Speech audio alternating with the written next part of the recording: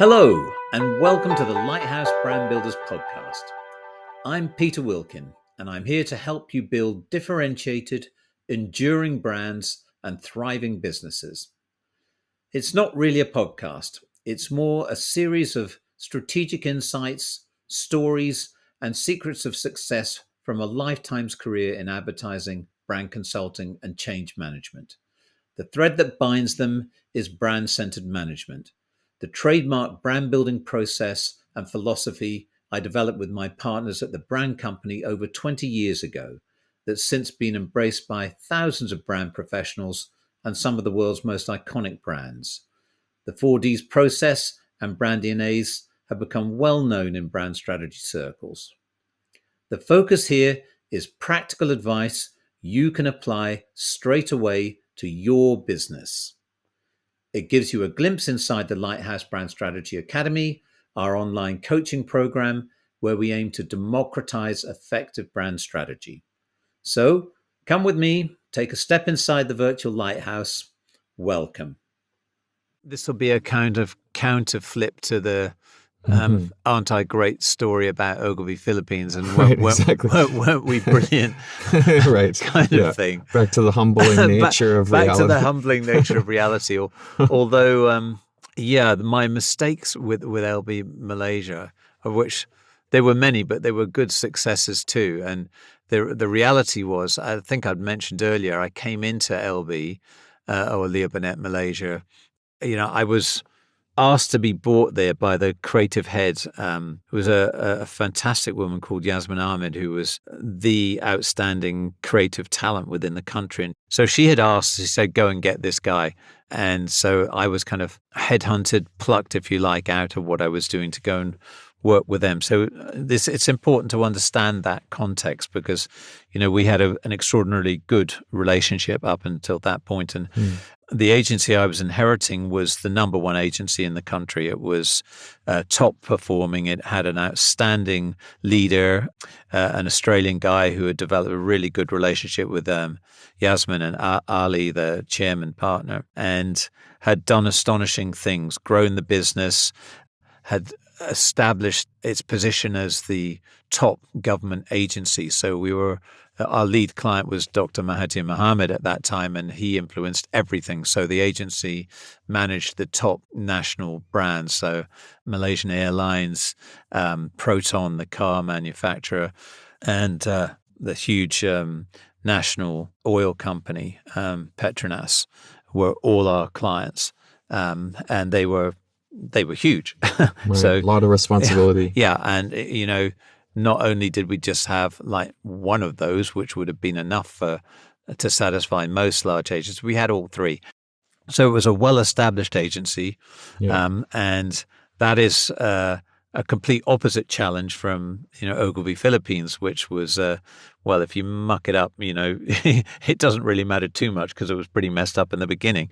Burnett's was running and smooth and number one. And the challenge was, it's still very fragile, delicate situation. And I was briefed to make what was a house of cards into a house of bricks, which was, building on this, but reduce the dependence on Yasmin and Ali, frankly, build it beyond their ability to be able to collapse it if they wanted to walk out at any minute. And so that was my task, and that's what we set out to do. And I think I talked earlier in the hiring and firing example about when I landed 2 weeks after I landed, the Asian economic crisis, hit. And it's amazing how, unpredictable it was. Yes, there were difficult times economically, but you didn't expect it to kind of fall off the cliff as fast as it did. So that all combined into making a huge challenge for Leo Burnett Malaysia and me particularly as a leader. That's how it is. That's also how things work with brands, whether or not you like it or not. There are some situations that are beyond your control that you get associated with. And that was just bad timing on my part. Anyway, Burnett's went on to be incredibly successful as an agency. We zigged when others were zagging in that crisis. We built an amazing new office, which is a whole nother story in its own right. And we did those deep cuts that I talked about, and then said, we're going to grow. We're going to, if you want to come with us, grow. And we ended up being one of only 2 agencies in the whole market that actually grew and prospered over a very difficult 3-year economic period. But what mistake did I make? I made a huge mistake in believing that the results in terms of clients that we had won and acquired, and I think we ended up winning 17 clients in that period and losing only 1. This is when other agencies were collapsing, had withdrawn from the market. Saatchi's pulled out of the market completely and must have spent millions to reinstate themselves afterwards. A big mistake.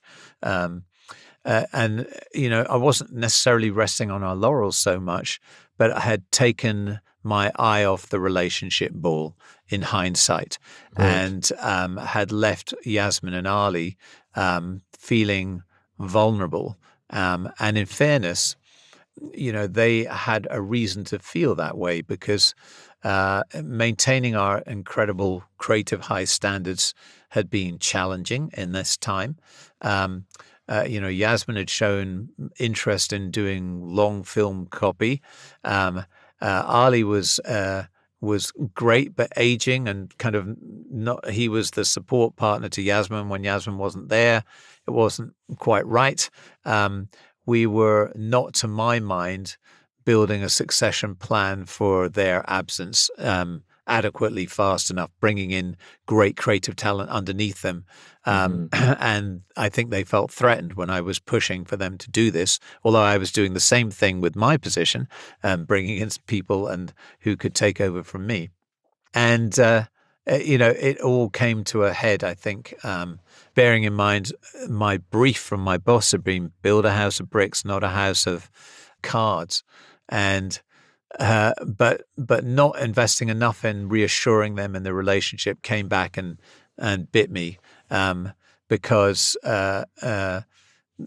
basically they turned the situation around to control it for themselves and played the Malaysian ownership 51% card and said, look, they, I think, wrongly thought that I was trying to displace them. I wasn't trying to do that. I was trying to build a succession plan beneath them. And it was true that I had done investigative work to find out about film direction classes and studios abroad in places in Europe where I felt Yasmin could actually go out and pursue her dreams, which I knew was, film production from, jumping out of this. And she would have absolutely loved it. But so, I went to tell my boss this, and I went to a meeting in Singapore with my boss, basically to share what I thought the plans were to build this house of brick. And I didn't get a chance to share it because he basically said, look, this relationship has broken down. I don't think they trust you. Now they think that you're trying to get rid of them, and which was exactly not what I was trying to do.